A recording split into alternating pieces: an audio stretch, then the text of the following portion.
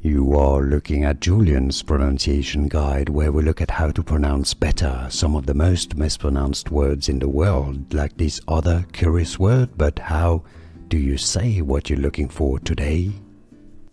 Let's learn once and for all how to pronounce this word, this name I should say, correctly in English. If you want to learn more confusing names pronounced, stay tuned, I've got more videos for you coming up. Pronounced as Philip. Let's break it down. British English and American English pronunciations are similar here. Philip. Stress on the first syllable. Philip. If you want to learn how it's pronounced in different languages, stay tuned. Philip.